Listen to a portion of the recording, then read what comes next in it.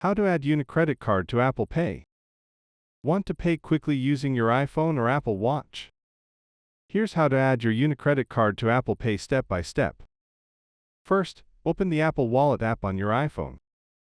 Tap the plus sign at the top right to start adding your card.